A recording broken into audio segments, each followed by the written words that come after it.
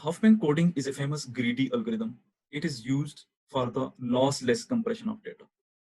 यानी कि आप डेटा को जो है वो कंप्रेस कर रहे हैं और लॉसलेस कंप्रेस कर रहे हैं कि अगर उसको डीकंप्रेस करना पड़े तो आप कैसे जो है वो इसको डीकंप्रेस करें और उसकी क्वालिटी पे भी फर्क ना आए और उसकी एक्यूरेसी पे भी फर्क ना आए, यानी कि कंप्रेशन की एक टेक्निक है।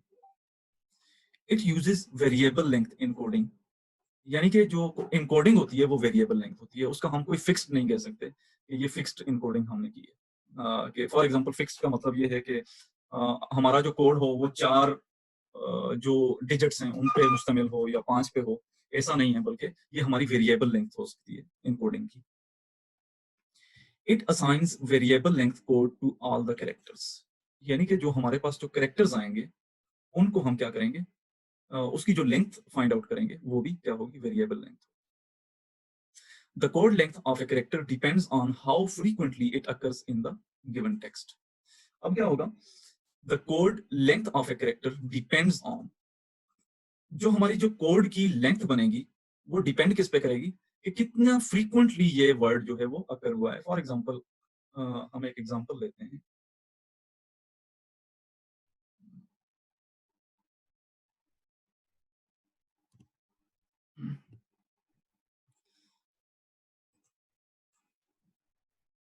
एक ये हमारे पास एक वर्ड है कि हमारा जो ए है वो कितनी दफा कर हुआ है, यहाँ पे 2 दफा कर हुआ है, और जो एल है वो भी 2 दफा कर हुआ है, और एच जो है वो 1 दफा कर हुआ है। तो इसका मतलब क्या हुआ कि मोस्ट फ्रीक्वेंटली जो अकरिंग हुई है हमारी वो ए की हुई है और एल की हुई है 2-2 दफा। एच जो है वो लीस्ट फ्रीक्वेंट यूज हुआ है यहाँ। फॉर एग्जाम्पल LAZY, ये एक वर्ड में यूज कर रहा हूँ। इसमें आप देखें कि एल जो है वो 1 दफा यूज हुआ है, ए भी 1 दफा यूज हुआ है, जेड भी और वाई भी 1 दफा, यानी कि इसकी जो फ्रीक्वेंसी बन रही है वो क्या बन रही है, 1-1 बन रही है सबकी। या एक हम खुद से लिख देते हैं DDDAFFG। तो यहाँ पे हम देख सकते हैं कि जो डी यूज हुआ है वो 3 दफा यूज हुआ है, ए जो है वो 1 दफा यूज हुआ है, एफ जो है वो 2 दफा और जी 1 दफा यूज हुआ है।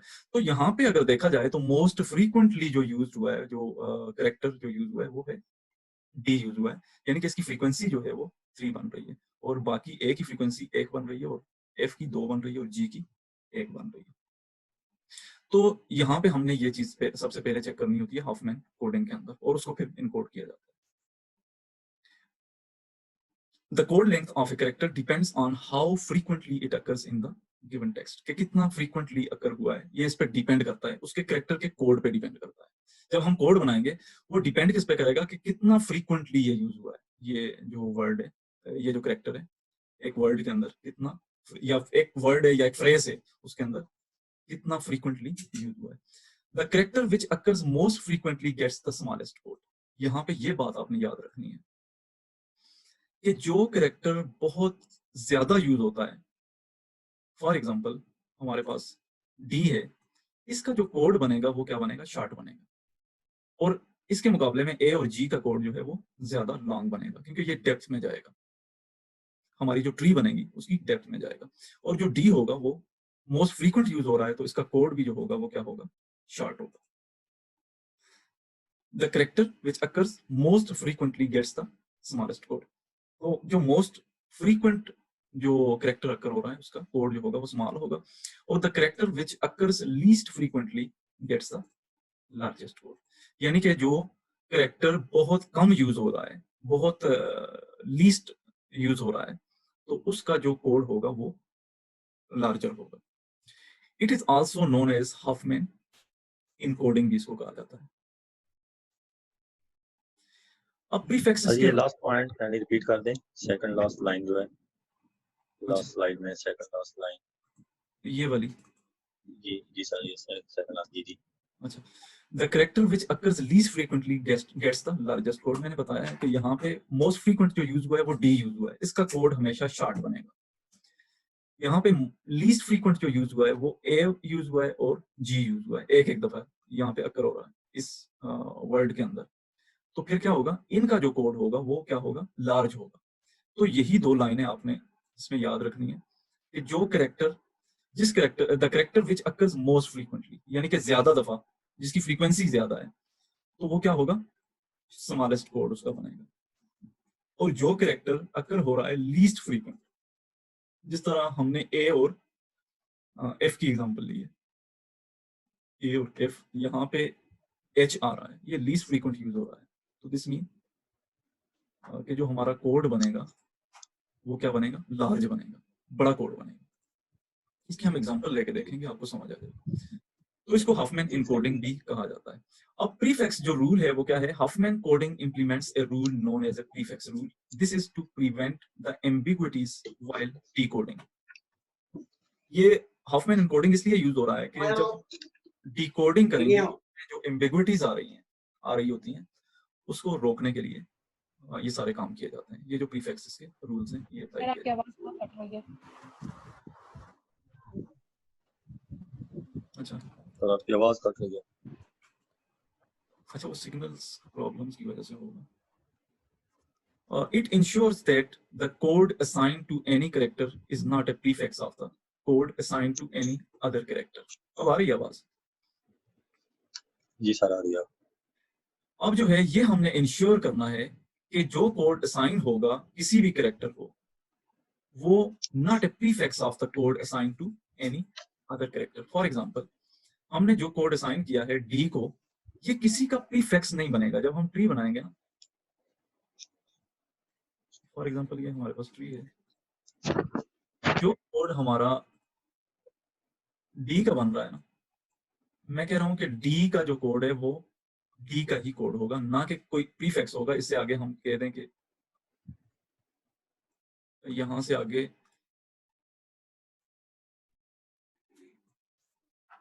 एफ आ रहा है, तो हम कहें कि डी का कोड जो है वो 1 और ये 1 आ रहा है। अगर फॉर एग्जांपल मैं बाइनरी नंबर की बात करता हूँ, तो यहाँ पे एक 1 और लगा दें। ये प्रीफिक्स क्या होगा कि जो कोड डी को हमें मिला है वही हम कह दें कि यही एफ को थोड़ा सा मिला के और हम क्या कर दें, एफ को दे दें। ऐसा नहीं होगा। हर एक जो करेक्टर होगा उसके लिए यानी कि हर एक जो करेक्टर होगा उसका कोड जो होगा वो डिफरेंट होगा। तो वो कोड कैसे डिफरेंट हो सकता है? The code assigned to any other character, it ensures that the code assigned to any character is not a prefix of the code assigned to any other character. यानी कि जो एक कोड किसी एक करेक्टर को असाइन हो गया है, अब वही वाला कोड हम किसी दूसरे करेक्टर को असाइन नहीं कर सकते, बल्कि हम उसके लिए एक अलग कोड बनेगा।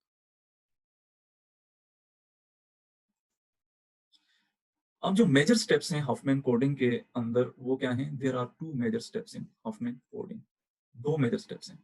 Building a Huffman tree from the input characters, जो हमारे इनपुट कैरेक्टर्स होंगे उससे हमने हफमैन ट्री बिल्ड करनी है। अब दूसरा जो होगा वो assigning code to the character by traversing the Huffman tree. जो ट्री हमारे पास बन रही है उसको हम क्या करेंगे, ट्रैवर्स करेंगे। तो उससे हमें क्या होगा, जो कोड असाइन करेंगे, assigning a code to the character, किसी भी कैरेक्टर को जब हम कोड असाइन करेंगे, हम उसी ट्री को, हफमैन जो ट्री हमारे पास बन रही है उसको हम क्या करेंगे, ट्रैवर्स करेंगे, और फिर हमें जो कैरेक्टर का कोड होगा वो मिल जाएगा। अब the steps involve in the construction of a Huffman tree are as follows. Huffman tree के अंदर जो 5 स्टेप्स हैं, वो कौन कौन से हैं? जो स्टेप नंबर 1 है वो है create a leaf node for each character of the text. हमने लीफ नोड क्रिएट करनी है हर कैरेक्टर के लिए। Leaf node of a character contains the occurring frequency of that character. Leaf node क्या होगी? वो जो अकरिंग जो वो क्या कंटेन करेगी? जो अकरिंग फ्रीक्वेंसी होगी उस कैरेक्टर की, वो हमें प्रोवाइड करेगी। यानी कि जो मेन नोड से लेके जो लीफ नोड तक जो फ्रीक्वेंसी बन रही है, अकर हो रही है बार बार, वो किसके अंदर शामिल होगी? जो लीफ नोड तक जो फ्रीक्वेंसी आ रही है वो हमारी बेसिकली वो करेक्टर का कोड होगा।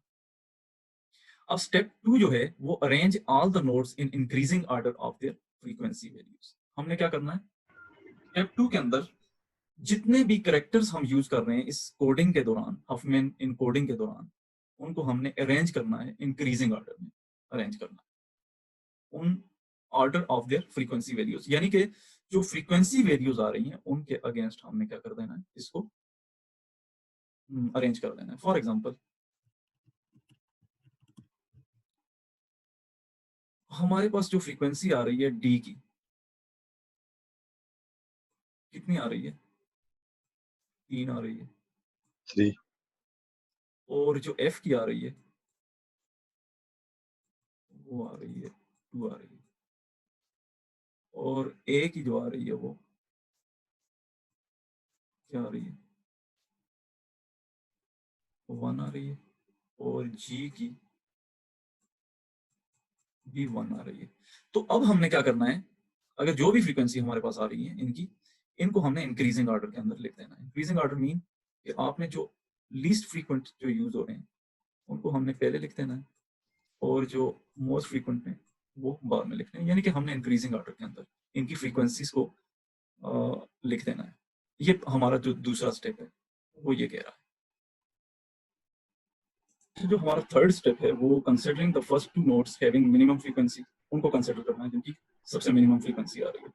अब जो create a new internal node, एक और नोड क्रिएट करनी है, वो उसका भी एक रूल है कि आपने उन 2 नोड से एक नई नोड कैसे क्रिएट करनी है। The frequency of this new node is the sum of the frequency of those 2 nodes. For example, हमारे पास लीस्ट जो फ्रीक्वेंसी है इन 2 नोड्स की आ रही है, हमने क्या कर देना, इसका जो पेरेंट नोड बनानी है इन दोनों का सम लेना, एक और एक 2 जाएंगे।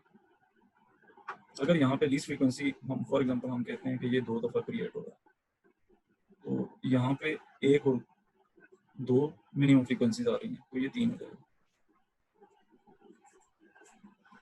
अब make the first node as a left child, जो पहली नोड होगी उसको आपने लेफ्ट चाइल्ड बना देना। फॉर एग्जांपल, जो पहली नोड है ये आप देख लें कि ये 1 से स्टार्ट हो रही है, उसको लेफ्ट बनाना है, और जो दूसरी नोड है उसको राइट बना देना as a right child of the newly created node. जो हमारी नई जो क्रिएटेड नोड है ये वाली 3 वाली, उसके लेफ्ट में हमने लीस्ट जो एलिमेंट है, जो फर्स्ट एलिमेंट है, यानी कि क्योंकि हम जो कर रहे हैं वो इस तरीके से हम अरेंज कर रहे हैं 1 2 2 3। तो पहली जो 2 नोड हैं उनको हमने लेफ्ट से स्टार्ट करना है, दूसरी को राइट में रखना है, और फिर उसका टेंथ नोड बना देना। अब स्टेप 4 क्या है? सर इसमें जो थर्ड आएगा उसका क्या करना है? मतलब पहले को नोड बना देना, उसके बाद एक लेफ्ट करेंगे एक राइट करेंगे, अगर फोर्थ आ जाए तो उसका क्या करना है? उसको उसकी हम फर्स्ट राइट। एग्जांपल, बल्कि हम 8-10 लेंगे एलिमेंट्स। ये 3 जो है ना, इसको फिर इसकी राइट में रखना है, ये बना देना। यानी कि 3 को ये 3 आ रहा है, 3 और 3 6 बन जाएंगे। जो नेक्स्ट एलिमेंट आएगा वो इसके राइट में, इसका पेरेंट जो है इसके राइट में इसका सिबलिंग बन जाएगा, और फिर इनका पेरेंट्स मतलब ऐड करते जाना है, ऐड करते जाना। स्टार्ट लीस्ट लीस्ट से लेना है, स्टार्ट आप लीस्ट एलिमेंट हो। लीस्ट एलिमेंट होगा उससे स्टार्ट करना है। Okay okay, thank you. अच्छा, जो चौथा स्टेप है उसको हमने keep repeating step 2 and step 3, वही बात जो मैंने अभी की है, रिपीट क्या किया है, स्टेप 2 और 3 को मैंने फिर क्या किया है, रिपीट किया until all the nodes from a single tree। यानी कि जितनी भी नोड्स हैं एक सिंगल ट्री की, उन सबको हमने क्या कर देना, स्टेप 2 और 3 को रिपीट करते जाना। The tree finally obtained is the desired Hoffman tree. जो हमारी जो फाइनल ट्री बनेगी, फॉर एग्जांपल हमारे पास कैरेक्टर ही यहाँ पे कितने थे, 4 थे, तो यहाँ तक जो ट्री बनी है वो फाइनल हॉफमैन ट्री बन चुकी है।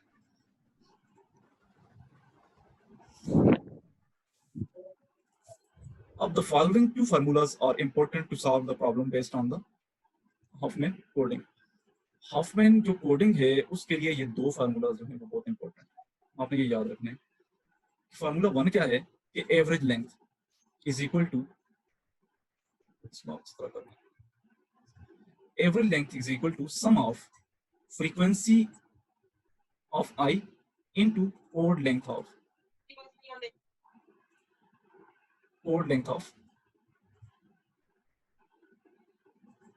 आई, आप कह रहे कोड लेंथ ऑफ आई। यानी कि जो फ्रीक्वेंसी अकर हो रही है, फ्रीक्वेंसी क्या अकर हो रही है, यहाँ पे आप देख लें कि अगर ये 2 फ्रीक्वेंसी है, ये 1 है, इसको 1 को पहले हम जरब देंगे, आई क्या है, आई इज इक्वल टू यहाँ पे 1 2 3 4 आ रहा है, आई जो है वो 1 2 3 4 आ रहा है। आपकी जो आप प्रोग्रामिंग पॉइंट ऑफ व्यू से देखें कि आई हमारे पास जो है वो 4 दफा कर हो रहा है, ये फॉर लूप आप लगा रहे हैं और इंक्रीमेंट 1 का कर रहे हैं आप, तो आई इज इक्वल टू 1 2 3 4। जो पहला आई है वो क्या होगा, फ्रीक्वेंसीज ऑफ आई, मीन के फ्रीक्वेंसी ऑफ 1 क्या आ रही है, 1 आ रही है, जरूर देंगे हम किसके साथ, कोड लेंथ के साथ। कोड लेंथ अभी हमने नहीं निकाली है, उसको हम निकालेंगे तो आपको पता चलेगा। जो पहले करेक्टर की फ्रीक्वेंसी है जरूर उसको देंगे पहले करेक्टर की कोड लेंथ के साथ, डिवाइड करेंगे और इन सबको फिर सम करना है। सम किसको करना है कि आई जब 1 होगा और यहाँ पे भी 1 होगा, और फिर प्लस करना है आई जब 2 होगा, ये कोड लेंथ भी 2 होगी, आई 3 होगा कोड लेंथ भी 3 होगी, और आई 4 होगा कोड लेंथ भी 4 होगी। इस सबको क्या कर देना, प्लस कर देना है। डिवाइड किसके साथ करना है कि sum of frequencies of i. Sum of frequencies क्या बन रही है, यहाँ पे फ्रीक्वेंसीज तो ऑलरेडी हमने निकाली हुई है, लेकिन कोड लेंथ अभी तक नहीं निकाली है। तो फ्रीक्वेंसीज ऑफ आई क्या आ रही है इसमें, sum of frequencies of i 1 plus 2 plus 2 plus 3 4 5 और 3, ये टोटल इसकी जो फ्रीक्वेंसीज बन रही हैं वो फ्रीक्वेंसीज ऑफ आई क्या बन रही है 8 बन रही है यहाँ। अब जो दूसरा फार्मूला है उसके तहत हम देखें तो ये बन रहा है कि total number of bits in Huffman encoded message, ये टोटल नंबर ऑफ बिट्स कितनी बन रही हैं इस इनकोडिंग के दौरान, वो क्या बन रही है, total number of characters in A message, कितने जो टोटल नंबर ऑफ कैरेक्टर्स हैं, और एवरेज कोड लेंथ पर कैरेक्टर, जो एवरेज कोड लेंथ बन रही है वो कितनी बन रही है। ये क्या होगा कि sum of frequencies of i into code length. Simple जो फार्मूला है हमारा ये वाला, दूसरे फार्मूले के अंदर ये चीज पुट कर देंगे कि frequencies of i into code length of i, total number of bits in Huffman encoded message, यानी कि हॉफमैन इनकोडेड मैसेज के अंदर जो टोटल बिट्स बन रही हैं वो कितनी बन रही हैं। सिंपली आप इस चीज से कंफ्यूज होंगे, इसको हम बता देते हैं। Frequency of i into code length of i, जितनी फ्रीक्वेंसी बन रही है और जितना कोड लेंथ बन रहा है उसको जरूर देंगे तो ये नंबर ऑफ बिट्स निकल जाएंगे कि कितनी बिट्स ये कंज्यूम कर रही है, ये इंपॉर्टेंट।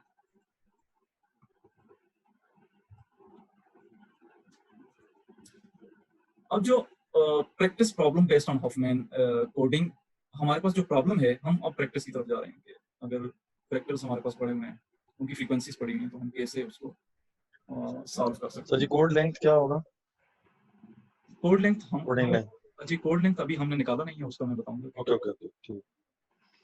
प्रॉब्लम क्या है कि a file contains the following characters with the frequencies as shown. If Huffman coding is used for data compression, determine Huffman code for each character. हमारे पास इस तरह गिवन एक एग्जाम क्वेश्चन होगा, गिवन एक question है वो नेक्स्ट स्लाइड पे आएगा कि हॉफमैन कोड जो है इस तरह गिवन होगा कि आपने हॉफमैन कोड उसका हर कैरेक्टर का देना है, और दूसरे नंबर पे आपने एवरेज कोड लेंथ निकालनी है, और तीसरे नंबर पे length of Huffman encoded message निकालना। कि जो हॉफमैन इनकोडेड मैसेज जो है इन बिट्स, आपने ये 3 चीजें निकालनी है। एक Huffman code for each character, Huffman code क्या बनता है हर कैरेक्टर का, एवरेज कोड लेंथ क्या बनती है, और फिर length of Huffman encoded message in bits क्या बन रहा है, ये चीज हमने देखनी है। अब जो कैरेक्टर्स हैं इस तरह आपको गिवन होंगे, ए जो है फॉर एग्जांपल ए 10 दफा आ रहा है, ई 15 टाइम्स आ रहा है, आई 12 टाइम्स आ रहा है। एक फ्रेज के अंदर फ्रेज आपको इस तरह भी लिखा हुआ आ सकता है कि व्हाट इज योर नेम, और यानी कि एक पूरा फ्रेज होता हुआ है, उसमें से आपने कैरेक्टर्स की फ्रीक्वेंसी फाइंड आउट करनी है कि कैरेक्टर की फ्रीक्वेंसी क्या आ रही है। तो जो पहला कैरेक्टर है हमारे पास ए है, उसकी फ्रीक्वेंसी 10 आ रही है। जो दूसरा कैरेक्टर है ई, उसकी फ्रीक्वेंसी 15 आ रही है, आई की 12 आ रही है, ओ की 3 आ रही है, यू की 4 आ रही है, एस की 13 आ रही है, और टी की 1 आ रही है। हमने पहला स्टेप क्या देखा था, arrange all the nodes in increasing order of the frequency values. दूसरा जो हमारा स्टेप है उसमें हमने क्या करना है, पहले स्टेप में हमने अगर कैरेक्टर, यहाँ पे तो आप देख रहे हैं ना कि कैरेक्टर्स ऑलरेडी दिए हुए हैं, अगर नहीं दिए हुए तो मैं कहता हूं कि व्हाट इज योर नेम, ये एक हमारे पास एक फ्रेज है, उसमें से हमने क्या कर देना है पहले स्टेप के अंदर कि जो अक्कर हो रही है फ्रीक्वेंसी, डब्ल्यू कितनी दफा अक्कर हो रहा है यहाँ पे, एक दफा ही हो रहा है। एच कितनी दफा हो रहा है, एक दफा हो रहा है। ए जो हो रहा है वो 2 दफा हो रहा है, 1 और 2। ई जो है वो 1 दफा हो रहा है, आई भी 1 दफा हो रहा है, एस भी 1 दफा हो रहा है, डब्ल्यू वाई ओ 1 दफा हो रहा है, यू 1 दफा हो रहा है। यानी कि ये हमारे पास जो फ्रेज लिखा हुआ है, पहले स्टेप के अंदर आपने क्या कर देना है, इन सब कैरेक्टर वाइज उसकी फ्रीक्वेंसी लिखते हैं जो भी आती है। दूसरे स्टेप के अंदर आपने उसको अरेंज करना है। First, let us construct the Huffman tree. Huffman tree is constructed in the following steps. Step 1 क्या है? ये आप देखें कि सबसे लीस्ट जो हो रहा है वो T है.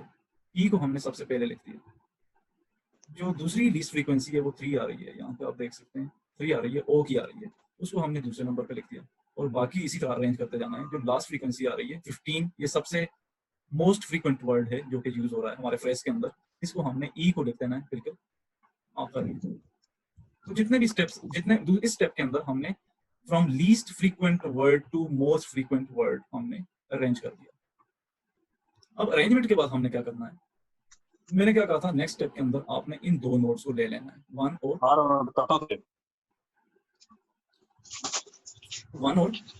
3 को लेके आना है और इसी का पेरेंट बना देना है, 4 बन जाएगा. ये 4 नहीं है, ये इलादा 4. इसका जो प्लस होगा वो 4 बनेगा, वो क्या बनेगा, इसका पेरेंट बनेगा. तो यहाँ पे आप इस स्टेप के अंदर आप देख सकते हैं कि T और O जो है वो T एक दफा अकर हो रहा है, O जो है वो 3 दफा अकर हो रहा है. इनकी टोटल जो फ्रीक्वेंसी बन रही है वो 4 बन रही है. तो 4 को हमने इसकी पेरेंट नोड के अंदर लिख देना है. अब जो नेक्स्ट एलिमेंट आ रहा है हमारे पास वो U आ रहा है. U को हमने इसकी राइट साइड पे रखना, इसकी राइट साइड पे, इसके पेरेंट की, इन दो के पेरेंट्स की राइट साइड पे हमने रख देना है. और इसका जो है वो एडिशन क्या आ रही है, इसकी एडिशन को देख लो. इसकी एडिशन जो आ रही है वो आ रही है 8 आ रही है. अब फिर 10 को हमने इसकी राइट साइड पे रखना है. 10 को अगर हम राइट साइड पे रख रहे हैं, अच्छा इसमें हफमैन एन्कोडिंग में आप अपनी मर्जी से भी कुछ काम कर सकते हैं. जो नेक्स्ट जो स्लाइड्स आ रही हैं उसमें हम कुछ चीजें ऐसी हैं जिनको हम कंबाइन करके फिर इसके साथ, यानी कि एक और फर्दर एक ट्री बना रहे हैं और उस फर्दर ट्री को इस ट्री के साथ अटैच करेंगे. तो वो भी आप कर सकते हैं जिस तरह आपकी मर्जी है, आप यानी कि आपका कोड जो है वो सही तरीके से फाइनल आना चाहिए. तो जो नेक्स्ट स्टेप है उसके अंदर हम 10 को इसकी राइट साइड पे रखेंगे और ये जो 10 है और 8 है ये आपस में प्लस हो जाएंगे, ये 18 बना देंगे. आप देख रहे हैं कि जो हमने पढ़ा था कि हर जो एलिमेंट है वो एक लीफ पे आ रहा है. आप देख सकते हैं कि ये भी एक लीफ है, ये भी लीफ है, ये भी एक लीफ बन रहा है, ये भी एक लीफ बन रहा है. तो अब जो हमारे पास कितने कैरेक्टर्स बचे हैं, 3 कैरेक्टर्स बचे हैं. अगर हम ऐसा करें कि इन 3 कैरेक्टर्स में से इन 2 को इधर ही प्लस कर दें, वो क्या बन जाएगा, 25 बन जाएगा. तो 25 जो बनेगा उस 25 को इस 18 के साथ क्या कर दें, प्लस कर दें. या फिर हम कोई और तरीका भी कर सकते हैं. नेक्स्ट स्लाइड में हम देख रहे हैं कि हमने करना क्या है कि ये जो 15 और 13 हैं इनको हमने मिला के 25 बना दिया. अब हमारे पास 15 बचा है. 15 क्या है, वैसे अगर जो हमारा रूल है उसके मुताबिक हम क्या कर रहे हैं, लेफ्ट पे हम छोटी रकम को रख रहे हैं और राइट पे बड़ी जो मोस्ट फ्रीक्वेंट वर्ड आ रहा है उसको हम रख रहे हैं, लीस्ट फ्रीक्वेंट को हम लेफ्ट में रख रहे हैं. तो यहाँ पे अगर हम देखें इसको भी हमने इसी तरह किया है, 12 को हमने इस तरफ रखा है और 13 को हमने राइट साइड पे रखा है, इसका 25 बन गया. अब यहाँ पे देखा जाए तो 25 जो है वो 18 से बड़ा है, तो इसको हम इस साइड पे रख सकते हैं, 18 की राइट साइड पे रख सकते हैं. और 15 जो है वो 18 से छोटा है, हम इस साइड पे रख सकते हैं. बहरहाल हम देखते हैं कि हम क्या इसके लिए क्या कर सकते हैं. तो हमने 15 को क्या किया, 18 की राइट साइड पे रखा, लेफ्ट साइड पे रखा, सॉरी. तो ये टोटल क्या बन गया, 18 और 15 33 बन गए. तो आप देख सकते हैं कि यहाँ पे इसका लीफ जो है वो बिल्कुल इलादा से आपको नजर आ रहा है, बाकी सब लीफ जो है वो इलादा से नजर आ रहे हैं, ना कि यहाँ से कोई कैरेक्टर और शुरू होके वो यू यहाँ पे खत्म हो रहा है. जिस मैंने बताया था वो डिपेंडेंट नहीं होता दूसरे के ऊपर. तो अब ये वाला जो है इसको हम कहाँ पे रखेंगे, 25, 12 और 13 को, इसको हम डायरेक्टली यहाँ पे पुट कर सकते हैं. 33 तक तो हमारे पास ये बन गई, क्योंकि 33 से 25 वाला जो है वो छोटा है, इसको हम फिर लेफ्ट पे ले आ रहे हैं. तो लेफ्ट पे लेके आके इसका जो पेरेंट बन रहा है वो 58 बन रहा है. अब यहां से हमें एक अंदाजा हो गया, ये टोटल हफमैन ट्री आपके पास बन गई है. इससे एक अंदाजा हुआ है कि हमारा जो जो टोटल कैरेक्टर्स अकर हो रहे हैं, टोटल फ्रीक्वेंसी अकर हो रही है, सब कैरेक्टर्स को अगर जमा करें तो वो 58 बनता है. हम चेक भी कर सकते हैं, 10, 15, 25, 25, 12, 37, 3, 40, 44 और 44 और 56 और 50, 57 बन रहा है. बहरहाल एक यहाँ पे हमारे पास ज्यादा 58 बनता है सर. 58 बन रहा है. 58 ही है, 58 सर. दोबारा काउंट कर लें. अच्छा बहरहाल आप देख लें कि मुझे लग यही रहा था कि हमारा जो टोटल बन रहा है वो 58 ही बन रहा होगा. 58 बन रहा है, ठीक है. तो जो हमारी हफमैन ट्री बनी है वो टोटल जो कैरेक्टर्स बने हैं वो कितने हैं इस ट्री के अंदर, जो टोटल कैरेक्टर्स की फ्रीक्वेंसी जो आ रही है वो 58 आ रही है। अब इससे नेक्स्ट जो स्टेप है वो थोड़ा इंपॉर्टेंट है, वो आप देखेंगे कि हम किस तरीके से इसका हाफमैन ट्री तो हमने बना ली है, इस ट्री से हम कोड कैसे बनाएंगे। तो कोड हम लोगों ने जी जी हम लोगों ने प्लस क्यों किया है? अगर हम प्लस ना करें, उसी तरीके से चलते रहें जैसे हम लोग 18 तक बना के आ रहे थे, तो क्या वो ठीक नहीं होगा? तो वो भी तो प्लस कर रहे थे सर वो कर रहे थे, मगर हम लोगों ने लास्ट ट्री को मतलब अलग से करके उसमें ऐड कर दिया। अगर हम उसी तरीके से भी चलते जाएं तो हमारा हो जाएगा, बिल्कुल आंसर उसी तरह ही आएगा। आप उस तरीके से भी कर सकते हैं, सर लेकिन हमने उसको प्रॉब्लम को थोड़ा ट्रीट कर दिया। सर जी हमारे पास अगर रूट नोड है, जो हमारे पास नेक्स्ट एलिमेंट आ रहा है, अगर रूट नोड से वो छोटा है तो वो लेफ्ट पे आएगा, अगर बड़ा है तो राइट पे आएगा, इसमें वही रूल है। लेकिन हमने ऑलरेडी पहले से ही उसको अरेंज कर दिया, वो ऑलमोस्ट पिछली नोड से बड़ा ही होगा, लेकिन जो रूट नोड है उससे छोटा होना चाहिए लेफ्ट साइड पे और राइट साइड पे। ये आप देख सकते हैं यहाँ पे वही तो बन रहा है 58 का, अगर देखें तो 25 और 33, ये दोनों जो कैरेक्टर इसकी लेफ्ट में देखें तो 25 बन रहा है, इसकी राइट में देखें तो 33 बन रहा है। लेकिन इससे बड़ा नहीं होना, इसको हमने नहीं देखना कि इसकी रूट नोड में क्या आ रहा है, इससे बड़ा होना चाहिए। इसकी लेफ्ट में जो चाइल्ड आ रहा है वो राइट चाइल्ड से छोटा होना चाहिए। सर जी ये 18 के बाद 15 आया था ना, तो उसने लेफ्ट पे फिर आना था, इधर क्योंकि वो 18 से छोटा था। सर जी यहाँ इधर लेफ्ट पे जहाँ पे जब हमने 15 को इंसर्ट किया है, तो वो 18 से छोटा था, तो 18 से छोटा था ना, तो इसलिए हमने लेफ्ट साइड, इसकी तो लेफ्ट 18 की तो लेफ्ट साइड पे आ रहा है ना, ये जी जी राइट पे तो नहीं आ रहा। हमने राइट पे नहीं किया, लेफ्ट पे किया है, इसीलिए कि हम उस रूल को देख रहे हैं। हमने स्टार्ट से यही रूल अपनाया है। ये दोनों बराबर हैं, खैर ये तो हम लिख सकते हैं, कोई ऐसा मसला नहीं। तो यहाँ पे भी आप देख सर सकते बराबर हो तो फिर राइट पे ही ले जाना है, अगर हैं, राइट बराबर पे ही हो लेके जाना है, कोई ऐसा मसला नहीं। तो ये 15, इसकी और एग्जांपल भी आप देखिएगा, वो कोई इतना हार्ड एंड फास्ट रूल नहीं है इसका हाफमैन ट्री को बनाने का। लेकिन जो इंपॉर्टेंट क्या चीज होती है, जो हमारा फाइनल जो कोड बनता है वो इंपॉर्टेंट होता ओके ओके। सर है। जी सर जैसे पहले हम बना रहे थे सारे ट्री, उसी तरह भी बना सकते हैं? पहले क्या बना रहे थे, हर एक ट्री की डिफरेंट टेक्निक्स हैं। इस ट्री की आप देखेंगे जो आपके दो चाइल्ड्स हैं उनको हम प्लस करके बना रहे हैं। इस ट्री का जो नोड पेरेंट नोड बनता है वो चाइल्ड्स का प्लस होता है। जी जी सर, मेरा मतलब ये है कि जिस ये ट्री जब हमने स्टार्ट किया है तो जैसे बना रहे थे इसी तरह पूरा कंप्लीटली भी बना सकते हैं? पूरा कंप्लीटली बना सकते हैं। सही सर, थैंक यू। आप उस तरीके से भी बना सकते हैं। मैंने शुरू में बताया था आपको कि इसका रूल डिफरेंट हो सकता है, डिफरेंट सिनेरियो हो सकता है, तो ये ऐसा हार्ड एंड फास्ट रूल नहीं। अच्छा अब हमने क्या किया, जी जी सर हाफमैन कोडिंग से पहले वो जॉब सीक्वेंशियल और एक्टिविटी प्रॉब्लम है जी जो हमारे कोर्स आपने शेयर किया था सर, वो आगे जाके हम लोग करेंगे या? हाँ वो आगे पढ़ लेंगे, इसका प्री रिक्विजिट वो नहीं है इस टॉपिक का, इसलिए मैंने बता रख दिया, उसको कल पढ़ लेंगे या नेक्स्ट क्लास में पढ़ लेंगे। Okay sir, thank you. अब जो सोल्यूशन की तरफ हम जा रहे हैं कि now we assign weight to all the edges of the constructed Huffman tree. अब हमने क्या करना है कि अब हमने वेट असाइन खुद से करने हैं। जितनी भी एजेस बन रही हैं, एजेस क्या होती हैं, ये एजेस होती हैं, जिस तरह ये एज है, ये एज है, ये एज है, इनको हमने कोई कैरेक्टर असाइन कर देना है, सॉरी कोई बाइनरी नंबर असाइन कर देना है, या 0 असाइन करना है या 1 असाइन करना है, वेट देना है। Let us assign weights 0 to the left edge. हम ये रूल बना रहे हैं, हम खुद बना रहे हैं कि हमने 0 लेफ्ट पे जो ट्री के जो लेफ्ट साइड पे जो कैरेक्टर्स सॉरी जो वर्ड्स आ रहे हैं, कैरेक्टर्स आ रहे हैं, उनको हमने उन एजेस को 0 साइन कर देना है। फॉर एग्जांपल जो लेफ्ट पे एजेस आ रही हैं उनको 0 साइन करना है और राइट पे 1 असाइन कर देना है। 0 पे लेफ्ट पे 0 और जो राइट पे 1 असाइन कर देना है। Let us assign weights 0 to the left edge and weight 1 to the right edge. 0 हमने लेफ्ट एज को दे देना है और जो राइट एज है उसको हमने 1 दे देना है। लेकिन इसके उलट भी हम कर सकते हैं, वो क्या है, if you assign weight 0 to the left edge, अगर आपने लेफ्ट एज को 0 साइन किया है तो लाजमी आपने 1 जो है वो राइट एज को साइन करना है। अगर इसके उलट करते हैं, if you assign weight 1 to the left edge, अगर 1 आपने इसके बरक्स अगर 0 पे दे रखा था, 1 आप रख देते हैं लेफ्ट एज के लिए, तो then assign weight 0 to the right edge, यानी कि उलट करना है। अगर आपने 0 लेफ्ट एज को देना है तो 1 आपने राइट को देना है, अगर 1 लेफ्ट को देना है तो राइट को फिर 0 देना होगा, यानी कि इसके बरक्स करना है।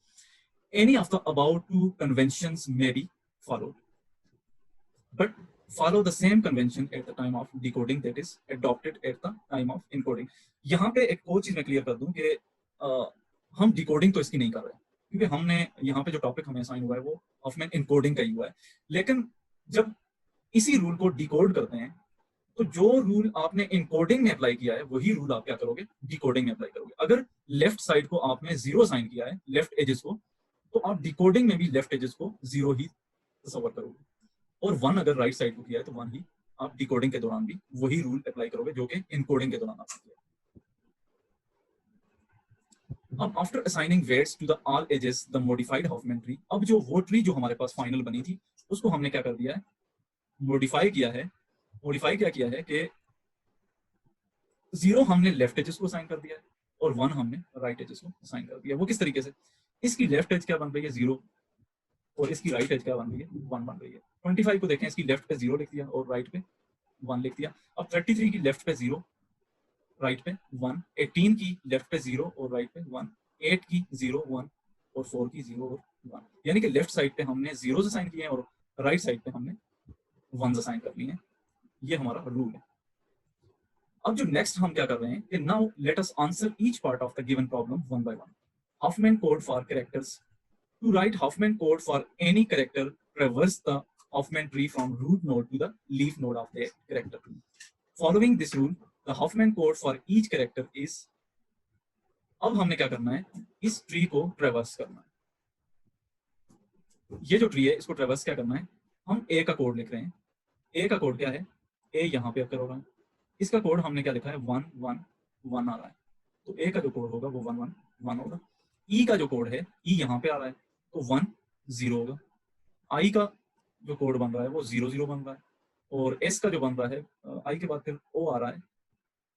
ओ क्योंकि हम इस चीज को देख रहे हैं, हमारे पास जो लिखा हुआ था ना हम उसी ऑर्डर में लिखना चाहते हैं कैरेक्टर्स को। पहले ए का कोड लिखा है फिर ई का। अब ट्री में हम इजीली कोड लिख सकते हैं। यही वाली जो टेबल है इसको हमने अपडेट कर देना है। इसके कोड की फ्रीक्वेंसी तो ये आ रही है, इसके कोड की लेंथ क्या आ रही है, तो इसके कोड की लेंथ ए की 3 आ रही है, 1 1 1 आ रही है।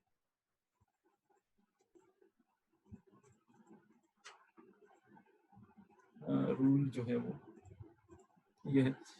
तो ओ की जो फ्रीक्वेंसी आ रही है, ओ आप देख सकते हैं कि 1 1 0 0 1 1 1 0 0 1 आ रही है, और यू की जो फ्रीक्वेंसी आ रही है वो 1 1 0 1 आ रही है, और एस की क्या आ रही है 0 1 आ रही है, और टी की क्या आ रही है 1 1 0 0 0 ये आ रही है। तो आप देख सकते हैं कि एक रूल हमने स्टार्ट में पढ़ा था कि जो लीस्ट फ्रीक्वेंट वर्ड्स यूज हो रहे हैं, टी सबसे कम यूज हुआ था, एक दफा यूज हुआ था, उसका कोड जो है वो हमारे पास लंबा बना है क्योंकि ये सबसे आखिर में आ रहा है। और जो मोस्ट फ्रीक्वेंट थे वो ई था, वो उसका कोड जो है वो शार्ट बन रहा है, और ए जो है वो उससे थोड़ा बड़ा था, उसका कोड जो है वो थोड़ा उससे थोड़ा लंबा बन रहा है। यानी कि जो लीस्ट फ्रीक्वेंट वर्ड्स यूज हुए हैं उनके जो कोड्स होंगे वो क्या होंगे, शॉर्टेस्ट कोड्स होंगे। अब हमने नेक्स्ट फार्मूलाज अप्लाई करने हैं। From here we can observe characters occurring less frequently in the text are assigned the larger code. ये हमने प्रूव कर लिया है कि जो लेस फ्रीक्वेंट आ रहे हैं उनका कोड जो है वो लार्जर होगा, और जो characters occurring more frequently in the text are assigned the smaller code. Code जो है वो स्मॉलर आ रहा है।